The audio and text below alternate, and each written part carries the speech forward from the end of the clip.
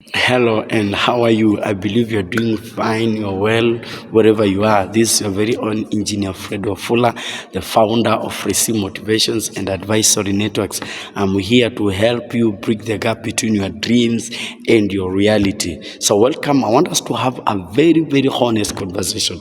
So, imagine you're just seated somewhere, relaxed, minding your own business, and somebody just comes out at a particular point where you are and asks you, "Hey, sir, madam, what is the time by your watch?" Then you discover it's becoming too late. You are to be in a certain place, but you have wasted your time there. Maybe what you have been doing has been of no value, has been useless. Then you discover that you have mismanaged your time, used it in a very poor way. Then the only decision you are left with is to go home and have a nice cry, because that time you have used will never come back or can never be back to you, so that you can have a fresh start. You see, most people have really mismanaged our time. Let me tell you, if I want to know the person you are, if I want to understand what you are at the moment, I'll just look at what you use, how you use your time. You don't have to tell me many stories of what you are, what you do, your capability, your capacity. Just show me how you use your time. Then I'll be able to tell you the kind of a person you are, because time is an engraver of all time, of all things. It can reveal. It is a revealer of your real life. It is a revealer of who you are and what you're becoming. And the difference between the rich and the poor is not about the background. It's not about the lack. It's not about the education level. It's all about how they use their time. Remember, the rich, the poor, the great, the small, they all have the 24 hours a day. Nobody has 29 and the other has 24. We are all given the equal measure of time, and it's about how this time is being utilized, how this time is being put into consideration that really matters. For you find a group of people who are using time as a couch, a couch to sit on, just to waste it. And there are a group of people who are using time as a tool to make something better out of it, to engrave something better out of it. You see, times and seasons belong together. And let me tell you the truth, you are not going to live on this world forever. Their time will come, you will go home. You will either go to God, to the eternal glory, or you go to eternal pieces, to the kingdom of hell, depending on how you utilize your time. So time is a very important factor upon our lives. Failure to use it, failure to maximize it, we will blame the devil, we'll blame the witches, we'll blame our grandfathers and our grandmothers for nothing. Let me tell you something. Some of the things we always call generational curses is actually ignorance on the matters of time management. You mismanage your time, you don't go to work, you don't become serious at workplace, then you are chased out of your work, then you go and begin to tell people that the demons are terrorizing me, the demons of poverty, they have chased me out of my work. And you begin to tell people that my boss has something bad against me. You begin to say that my boss is criticizing me, yet you are just mismanaging your time. So it is very important for us to understand that time is a very important aspect of life. And let me tell you the truth, at the end of the day, time will reveal the reality of how you really used it. The time will stand either by you or against you, by how you utilize it. So I want us to understand that time is a blessing to all of us. It's a resource that is very scarce, but it can bring a blessing to you.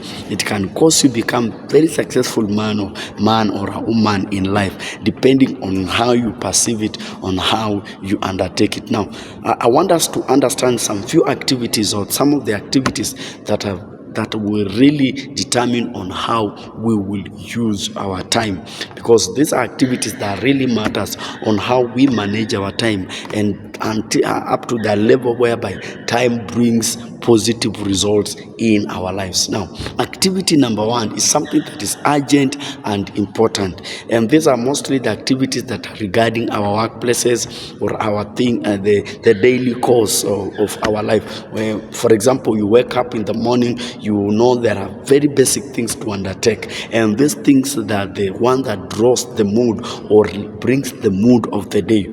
So you need, once you wake up, you concentrate on them. Like for example, praying, very important and very urgent. In the morning as you wake up, you know I should pray.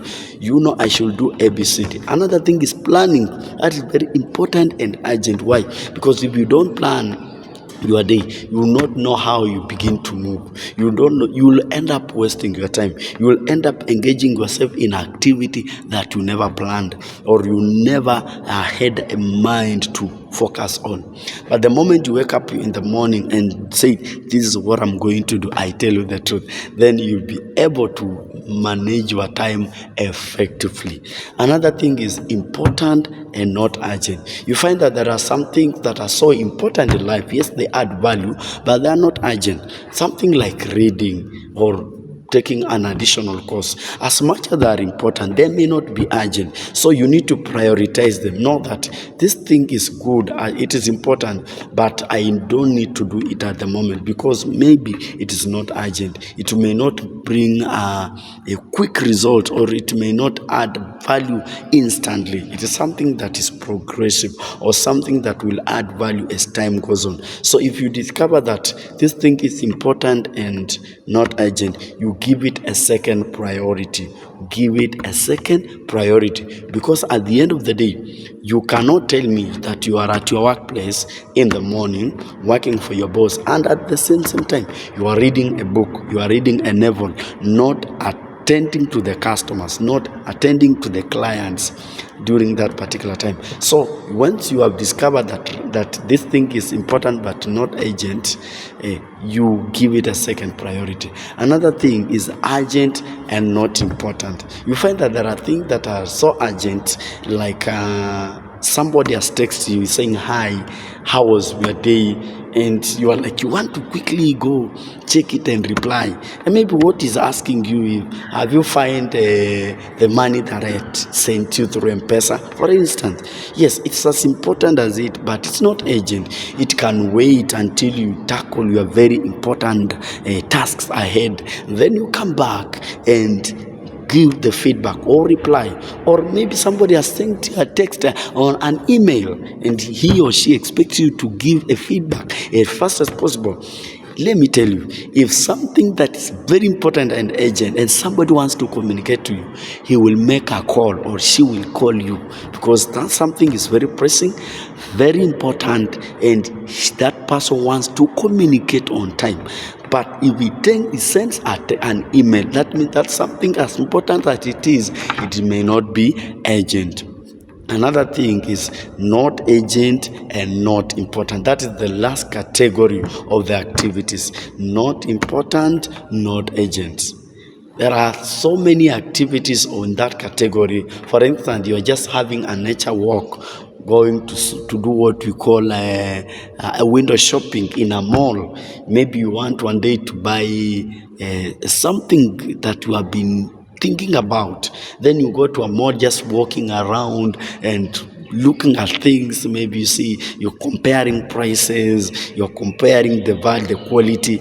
As much as something is there, it is not important and it is not urgent. So don't waste your time on that thing. Don't give it a priority. Don't give it the first thing in your life. Don't make it the first thing, because it's going to waste your time. And let me tell you, nowadays people have really focused on things that are not important and not urgent. They are going to walk. You are going to have a nature walk. You're wasting your time there. You go a place, find a newspaper, just sit there reading a newspaper, and maybe you have important things to tackle. So learn to prioritize yourself, because failure to give yourself a priority, you may not know the activity that matters and the activity that don't matter. If you put your time in that aspect, I tell you the truth, you may be the best person in life, and the time will give you the best feedback, or will give you the best results in life. Because failure to do that, I tell you the truth, you blame the devil, you blame your pastor, you blame your parents, you blame your backgrounds. Little did you know that you are the cause of the problem you have, and because you don't manage your time well. I want to encourage you, to become somebody who knows, who prioritize your things very well in life.